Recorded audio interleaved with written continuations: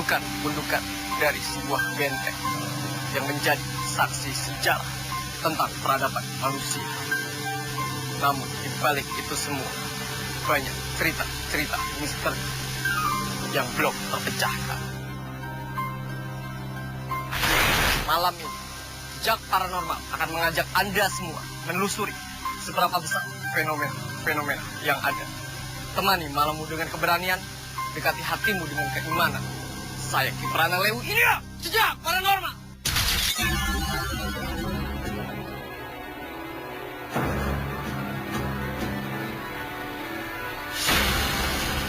Penelusuran kali ini masih berlanjut di daerah Serang, Banten.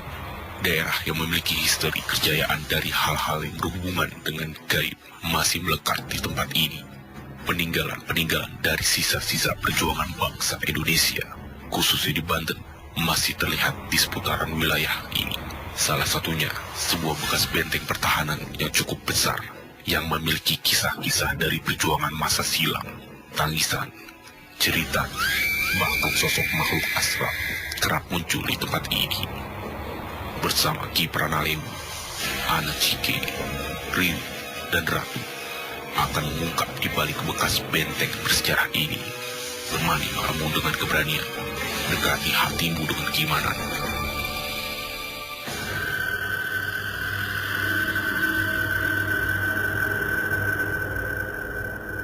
Indonesia kaya akan adat istiadat yang berbeda-beda, tapi tetap satu tujuan. Banyak sekali peninggalan-peninggalan sejarah, baik di kota-kota besar maupun kota-kota tertinggal yang berada di Kepulauan Indonesia ini. Oleh karena itu, tim Jejak Paranormal akan mencoba menguak sejarah serta rentetan-rentetan cerita-cerita misteri yang memang berada di sini. Saat ini, Jejak Paranormal ada tamu dari Jejak Paranormal, bisa diperkenalkan? Ya, saya dari Farenina dari Jakarta. Sengaja saya kesini pengen tahu lebih jelasnya tentang mitos dan misteri dari benteng Di Banten ini. Iya, yang ada di Banten ini. Dan juga ada Ana Cike. Dan kita melibatkan tokoh-tokoh spiritual yang memang mendalami kebudayaan serta ilmu-ilmu yang berbau. Nah, mungkin bisa dikenalkan? Iya, nama saya Ratu Novi dari Banten AC. Nah, kalau dari Mbak Ratu nih, yang Mbak lihat dari sebuah bangunan yang sudah berdiri ini seperti apa kalau dalam konteks sejarah? Sebuah benteng pertahanan Belanda dulu dibangun pada tahun 1684 sampai 1685. Nah, kalau misalkan dilihat dari babat tanah Banten Ya, masyarakat di sini ya banyak korban dan di benteng ini terdapat bunker. Jadi pada saat memasuki ini yang udah ada di benak Riri itu apa? Kebetulan tadi pas kami lagi masuk dari itu ya untuk wilayah sini, saya dan tadi rombongan saya tadi kebetulan pas itu ada bapak-bapak yang botak, tapi sebelahnya itu ada perempuan dua pakai jilbab gitu. Kami tadi masuk, begitu masuk dan itu real.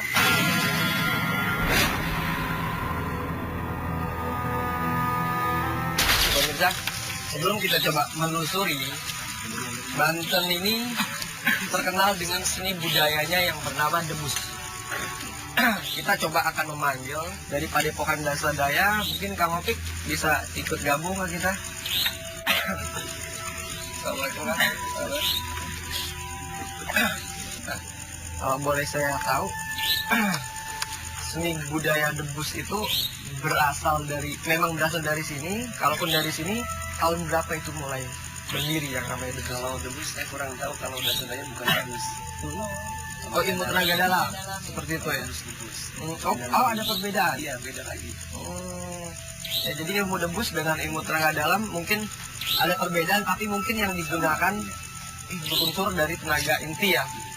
Seperti itu ya. Ya mungkin bisa langsung dipanggil rekan-rekannya Kang Opik. Saya mau lihat dari bentuk biasa dulu, seni yang memang dipelajari dari olah batin, terus dengan yang menggunakan gaib seperti itu. Silakan.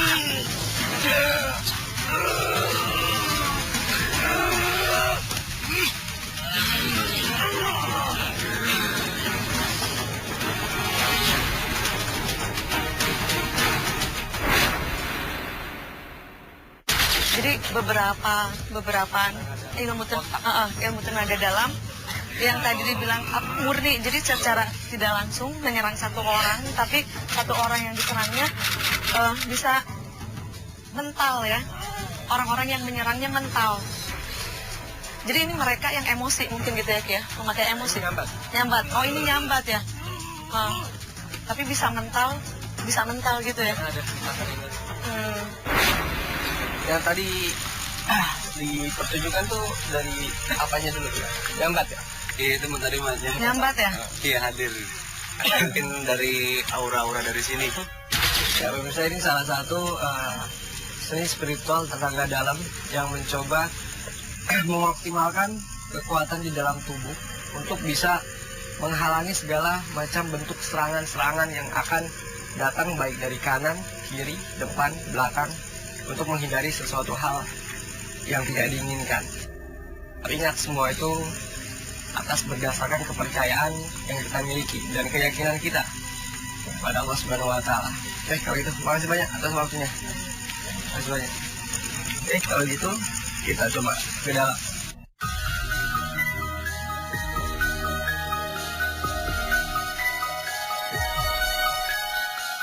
Saya akan melakukan pemisahan. Saya mau coba untuk mengelilingi tempat ini seorang diri, karena kalau saya ngajak salah satu dari mereka takutnya kelelahan karena memang cukup lu. Medannya ya Ki ya. Ana jadi sama Mbak Ratu dan Riri. Oke. Siap. Yap. Coba panggilin laki-laki ya. Coba cariin. Assalamualaikum kan? Waalaikumsalam. Sini mana? Ya mungkin bisa langsung ya untuk melakukan mediumisasi.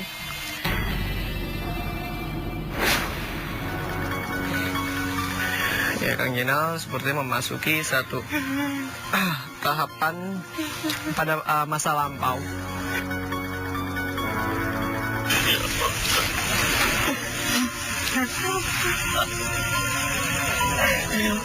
Sepertinya proses kalau orang berada di masa lampau, dia mencoba memberikan pesan tentang permintaan atau permohonan maaf atas apa yang mungkin dilakukan oleh keluarganya, bahkan keturunannya. Seperti itu. Jadi tidak menjaga adab yang memang dilestarikan oleh leluhur sini ya. Seperti itu. Jadi leluhur di sini ini sebagai contoh perwakilan dari mana aja. Para leluhur tidak suka dengan satu kejadian cucu keturunan Nabi Adam tepatnya. Untuk mengingatkan keturunan cucu agar menjalankan syariat agama. Pada mikirin dunia kami ya Allah. Jadi cucut keturunan orang atau manusia sekarang ini lebih mementingkan duniawinya. Yatim terlantar ya Allah. Banyak anak yatim piatu yang terlantar. Jadi ini pesan moral pemirsa. Astagfirullahaladzim ya Allah.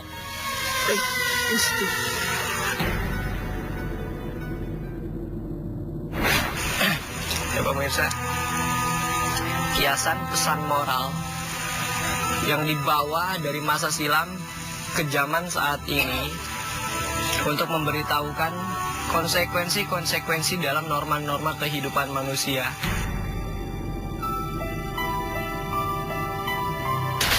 Ikuti lagi penerusan kita. Yuk.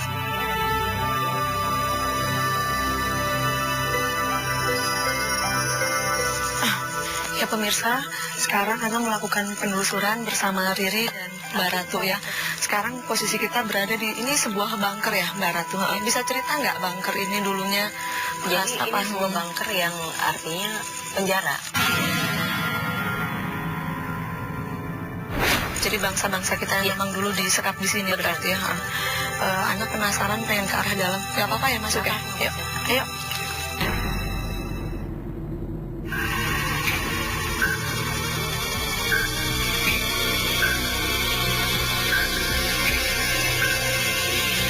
Dan kalau Ana flashback ke masa lalu, Ana merasakan satu buah residual energi. Residual energi itu kejadian di masa lampau yang terekam ke masa sekarang. Betul. Terus terang ketir, masih merindingnya kuat ya. Ketir. Jadi di sini tuh selain penjara, jadi kalau Ana lihat ke di flashback ke masa lalu itu, jadi selain penjara tuh memang di sini juga bukan sekedar mereka tuh bukan sekedar disekap, tapi mereka juga disiksa. Dan bukan laki-laki, tapi sosok ibu-ibu, sosok perempuan juga di sini ada banyak yang disekap. Jadi Ana lihat flashback ke masa lalu tuh ada seorang ibu-ibu yang bawa 2 anak dan dia kayak ditarik-tarik gitu ya, ditarik-tarik. Dia menyelamatin suaminya. Sosok ibu-ibu itu yang bawa satu anaknya digendong, Minta tolong kan? satu lagi dituntun. Itu dia minta Tolong. Hanya kata itu yang keluar dari iya, mulutnya dia, betul. kan? Tolong dan tolong. Anaknya diseret-seret. Iya, kan? diseret-seret sama 2 orang, dan bahkan 1 orang Belanda itu bawa pecut, ya. Sambil ditendangin gitu ya. Untuk lebih ini lagi, bagaimana kalau Mbak Ratu bisa nggak memediumisasikan? Iya. Nanti Riri sebagai mediatornya memasukkan salah satu sosok yang ada di sini.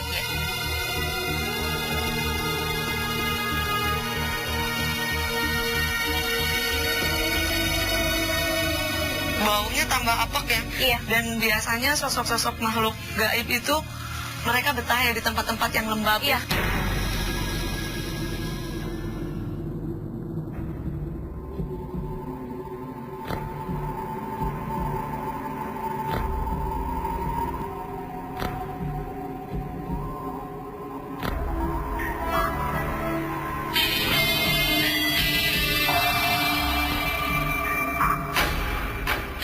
Pemirsa, meskipun di sini tempatnya memang cukup angker, tapi Anda lihat ini beberapa sosok yang sekarang mengelilingi badannya Riri, tetap sosok yang positif.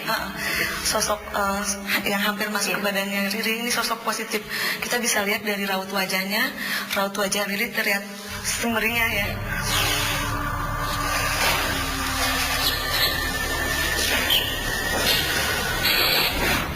Dengan siapa?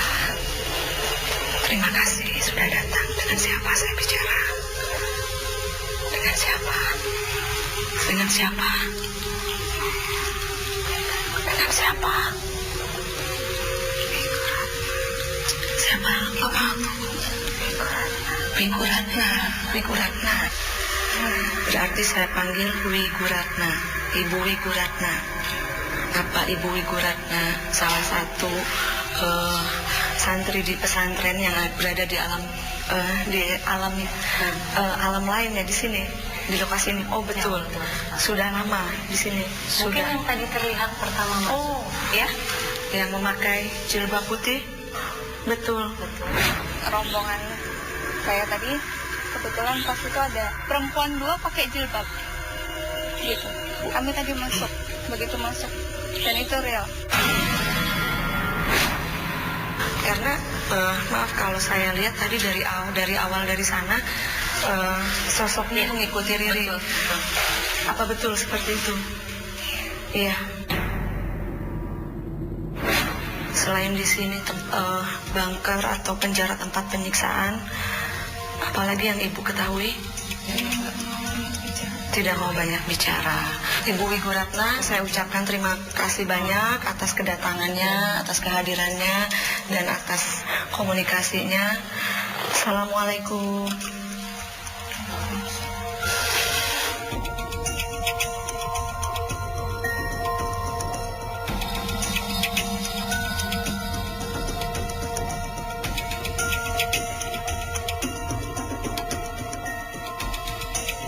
Awal-awalnya apa yang dirasakan?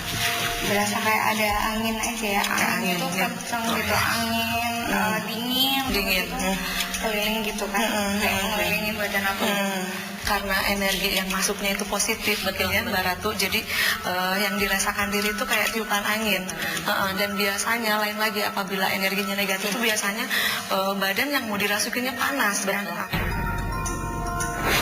Sekarang kita lanjut lagi penelusuran ke arah sana ya pemirsa ya.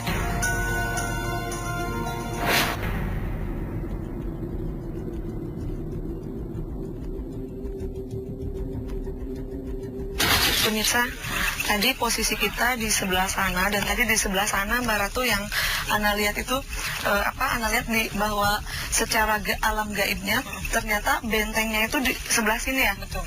Benteng gerbangnya, maksudnya gerbangnya, maaf pemirsa, gerbang gaibnya itu di sebelah sini ya. Kalau secara alam manusia kan di sebelah sana. Betul. Ternyata alam gaibnya tempat masuknya itu gerbangnya di sebelah sini. Jadi seperti ini Mbak Anu ya. Secara nyatanya kan di sebelah sini ya, itu sudah kecil sekali kecil, kan. Sudah ada takut ya kalau misalnya lebih besar itu nanti masyarakatnya lebih banyak masuk. Jadi setelah kepergiannya Belanda beberapa ratus tahun yang lalu, sehingga ini kan tidak terpakai ya, sehingga masuklah makhluk gaib.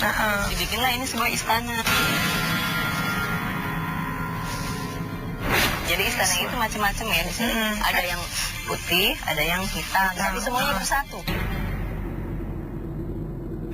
Mbak Ratu bisa ceritakan nggak ini perkampungan di alam gaibnya itu dihuni oleh sosok apa aja? Ini semacam tempat anak kecil main. Kalau Anda lihat sosoknya pun ya lain-lain. Betul. Ada yang sosok kayak tinggi, kurus. Terus sosok anak kecil yang Anda lihat pun lain-lain. Ada sosok anak kecil yang hitam tapi ada tanduknya. Betul. Ada tanduknya. Banyak sekali di sini. Terus juga ada sosok kayak semacam jin yang memang perutnya Betul. gendut. Perutnya gendut. Tapi ini bisa ya, artinya ada seorang kakek yang baik hati sekali memang mengasuh mereka ya. Oh iya.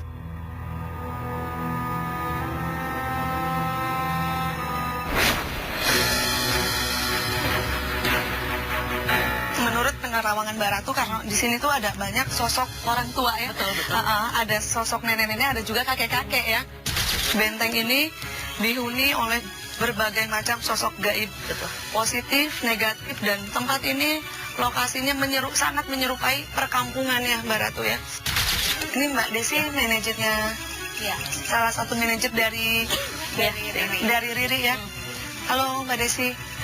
Mbak Desi, siap nggak untuk di mediumisasi? Insya Allah siap.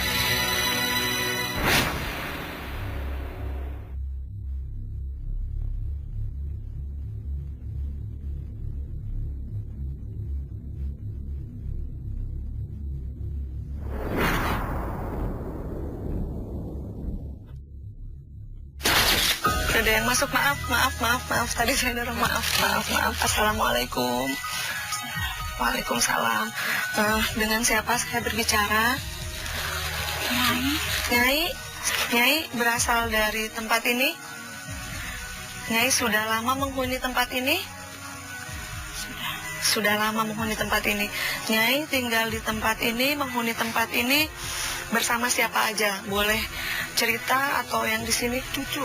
Oh, cucu, ada cucu di sana.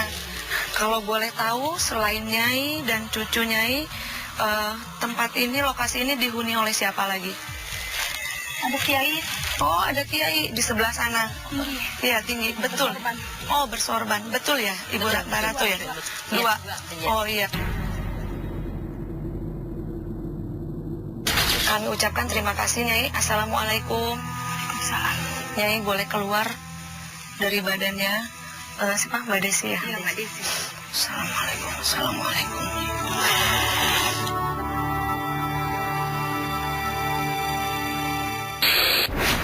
Bisa cerita nggak tadi apa yang dirasain?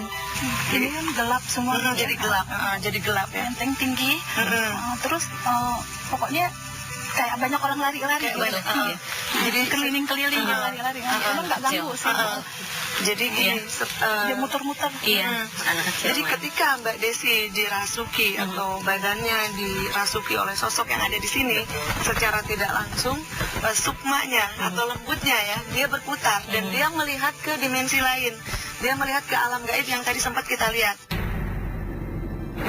Dan semakin terkuak, terungkap ya Mbak Ratu ya, keadaan di sini tuh memang secara lahirnya kita lihat adalah sebuah lapangan benteng, tapi secara kegaibannya di sini adalah sebuah perkampungan. Sekarang kita temuin Kiprana ya.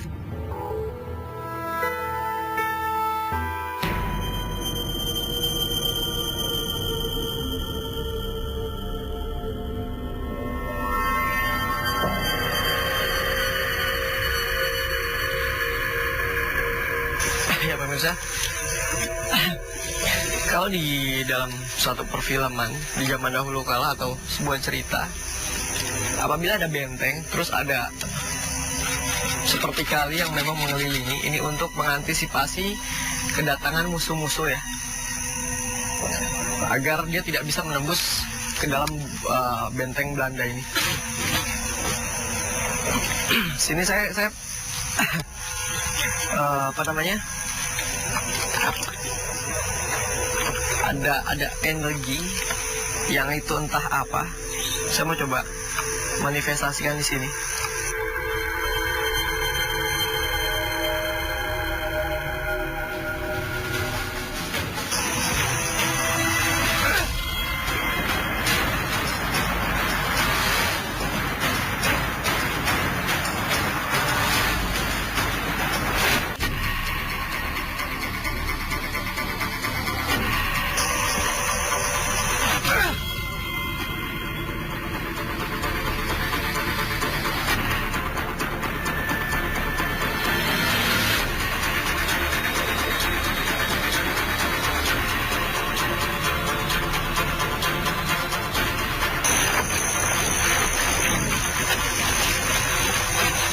Tarikan lagi.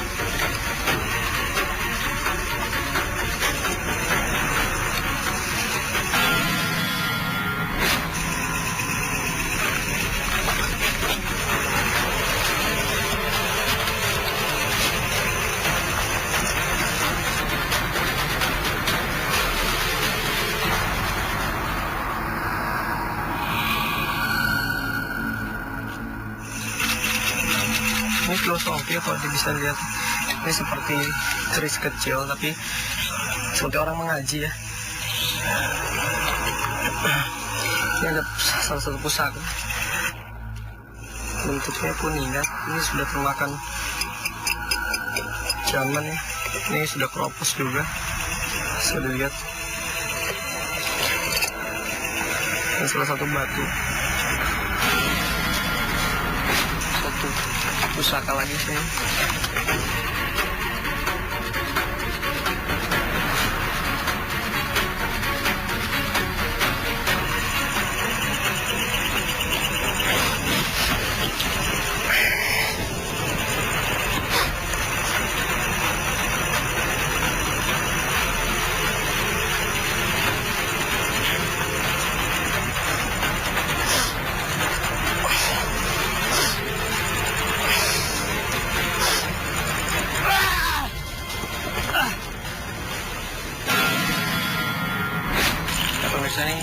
itu mungkin bisa dibilang pusaka-pusaka pada zaman dahulu Kak, yang memang tertanam di sini. Ini kapak kencing namanya. Kapak kencing biasanya digunakan untuk perisai diri, perisai badan, untuk segala jenis senjata agar tidak mempan. Jenis kapak runcing ini dipercaya untuk pageran badan atau ilmu jaga diri, agar tidak terhindar dari benda-benda tajam. Sedangkan ini adalah salah satu filosofi yang menandakan rakyat Banten ini untuk dunia spiritual atau dunia agamis yang dijalaninya ini sangat sangat kental ya, sangat kental. Makanya seperti orang yang mengaji. Di sini seperti orang yang mengaji. Jadi melambangkan orang-orang Banten ini memang diajarkan dari dulu, dari kecil, untuk lekat sekali dengan agama yang memang dianutnya, terutama Muslim ya. Sedangkan dua batu mustika ini, kalau ini sepertinya cincin derajat, ada cincin derajat tapi belum sempurna ya. Saya akan membuang kembali semuanya ya. Karena bukan hak kita untuk memiliki benda-benda seperti ini. Tergantung kapasitasnya, karena biar bagaimanapun ini hanya sebuah bukti bahwa peradaban Islam di Banten ini cukup kuat, dan dari segi seni ilmu kebatinannya memang dilambangkan atau sering orang menyebutnya dengan ilmu hikmah. Ini cukup kental karena berdasarkan sebuah benda-benda yang memang dulu mungkin pernah digunakan pada masanya ya. Tapi ini akan saya buang kembali karena ini bukan hak saya untuk mempunyai bukti sejarah seperti ini ya.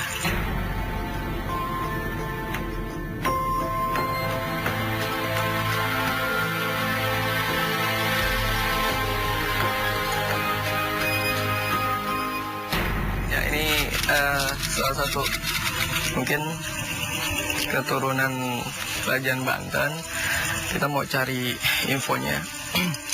Bisa dijelasin untuk benda-benda ini, Mbah? Mungkin? Ya, benda-benda ini sebenarnya benda-benda dulu. Dulu pernah yang mereka menciptakan ini nggak sembarangan sambil puasa, nggak batal dulu. Ini sampai sekarang pun benda ini masih awet.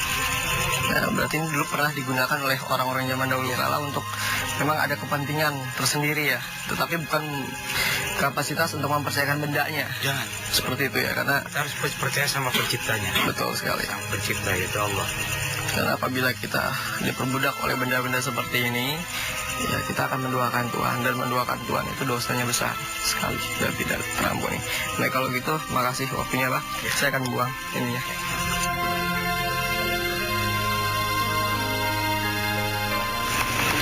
Saya akan buang. Bisa.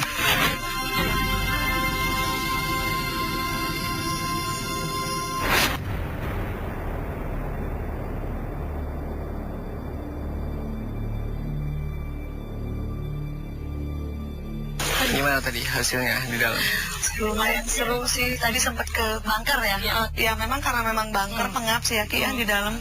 Tadi juga ada sempat mediumisasi ke Riri. Tapi yang masuknya yaitu salah satu santri ya. Karena secara gaibnya kan di sini ya Pak pesantren katanya. Iya betul. Kayak gitu sih, terus sempat keluar sana, terus ke sana lagi. Ya masih kalau anak temuin sih positif sih gaibnya. Kalau dari mata batinnya Mbak Ratu seperti apa? Kebanyakannya di sini sisi positifnya ya. Mungkin setelah Belanda pergi dari sini sehingga sisi positifnya ada. Iya betul. Ada selebatan api nih. Ada yang lihat nggak? Ada. Saya coba pancing lagi ya. Assalamualaikum, waalaikumsalam. Ya hadamul hadam, ya hadamul ras, ya hadamul gaib, ya rijalul gaib. Hadir. Assalamualaikum. Waalaikumsalam. Waalaikumsalam. Tunjukkan siapa ini kalian. Dengan siapa ini? Oh, hapunten ieu sareng saha? Ieu sareng saha? Oh, sareng Uyut.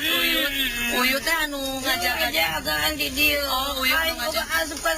Yang kena oncu aing bayo. Oh, iya teh jantan gincu. Terus Uyut tiba-tiba lebet kunaon hapunten Uyut. Ayang merahnya. Ayang merah nyaho. Bari itu aja. Naon? Iya, tempat ulah pakai dia. Itu aja kemampuan kalian. Dia ayang naon dia? Ah iya. Oh, Ki. Oh, upami Uyut, upami tadi tuh seuneu nu lebet ka ditu teh naon aya? Abdi nu ngajaga di dieu. Oh, Uyut nu ngajaga di dieu. Hapunten. Atuh nuhun dia diangkat supaya nyerang Mohon. pakai tempat nafsiat. Semohon Kudu insya Allah subhanahu wa ta'ala. Yang rajin sholat, ibadah, Iya. isi kumaha onam hirup, kudu rajin ibadahnya. Oh, kita bae abah melagarnya. Sadayana assalamualaikum. Tunjukkan eksistensi kalian. Hadir. Seperti ada tangan tuh. Hadir.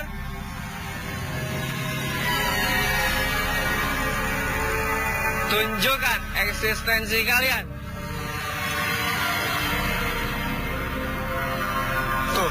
Tuh. Apaan tuh? Tangan tuh. Tangan. La haula wala quwata illa billahil aliyil azim. La haula wala quwata illa billahil aliyil azim. Tuh. Ya Allah. A'udzu bikalimatillahi tammati min syarri ma khalaq. La haula wala quwata illa billahil aliyil azim.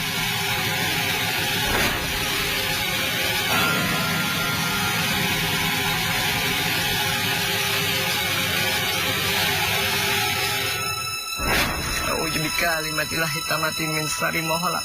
Fa in tawallaw faqul hasbiyallahu la haula wala quwata illa billahil aliyil azim. Saya ngeliat sosok tangan di sini. Lihat semua nggak?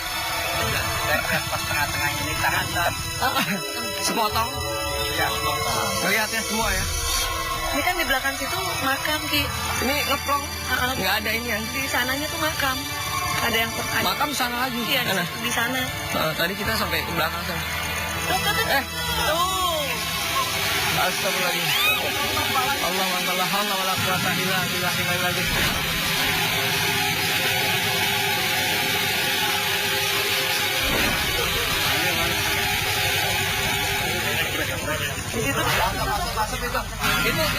Itu vortex, itu asap vortex itu. Sekelebatan biru. Aduh. Sekelebatan biru vortex.